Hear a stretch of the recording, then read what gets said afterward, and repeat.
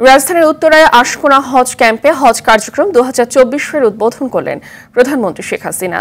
কাল সকালে হজের প্রথম ফ্লাইট সৌদির উদ্দেশ্যে যাত্রা শুরু করবে। উদ্বোধনী অনুষ্ঠানে প্রধানমন্ত্রী জানান, হজ ব্যবস্থাপনার ফলে হজযাত্রীদের দুর্ভোগ, মধ্যস্বত্বভোগীদের দৌরাত্ম্য, ভিসা জটিলতা ও ফ্লাইট বিপর্যয়ের সমাধান হয়েছে।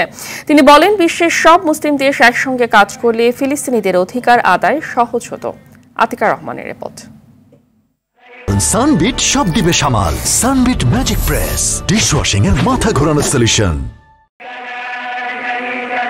আল্লাহর সন্তুষ্ট অর্জনের প্রতি বছরের মতো এবারও লাব্বাইক আল্লাহুম্মা লাব্বাইক ধ্বনিতে আরাফাতের ময়দানে হাজির হবেন বিশ্বের বিভিন্ন দেশের মুসলমানরা। এবছর বাংলাদেশ থেকে সরকারি ও বেসরকারিভাবে ৮৫,২৫৭ জন হজ করতে যাবেন। এই উপলক্ষে উত্তরায় আশকোনা হজ ক্যাম্পে হজ কার্যক্রমের উদ্বোধন করেন প্রধানমন্ত্রী শেখ হাসিনা। এ সময় সরকার প্রধান জানান, বিড়ম্বনা এড়াতে ঢাকায় হজ যাত্রীদের বোর্ডিং, চেক ইন ও বাংলাদেশি ইমিগ্রেশন ব্যবস্থা চালু করা হয়েছে।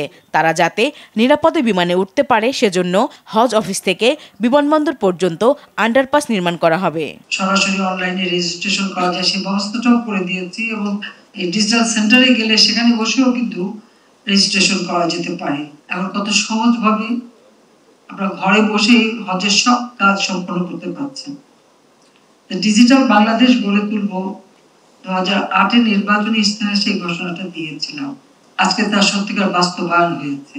এই রেল স্টেশন এবং হজ ক্যাম্পের সাথে বিমানবন্দরের যোগাযোগটা এটা আন্ডারপাস দিয়েই হবে। খুব সহজে আপনারা পৌঁছে যেতে পারবেন, মালপত্র নিয়ে যাওয়া যাবে, সেই ব্যবস্থাও করা হচ্ছে।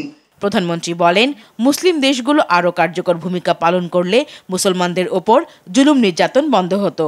সারা বিশ্বের মুসলিম উম্মার জন্য দোয়া করবেন, কারণ আপনারা দেখছেন যে প্যালেস্টাইনে কি হচ্ছে, যেভাবে সেখানে গণহত্যা চালানো হচ্ছে, সেখানে নারী, পুরুষ, ছোট শিশু তাদেরকেও রেহাই দিচ্ছে না।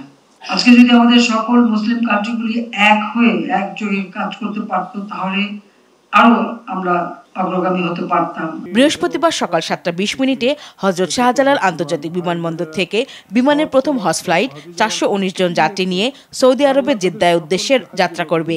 দুপুর 1টায় সৌদি এয়ারলাইন্সের একটি বিমান হজ যাত্রীদের নিয়ে ঢাকা ছাড়বে। আবার দেশে প্রত্যাবর্তন করতে পারে। আতিকা রহমান, RTV, ঢাকা।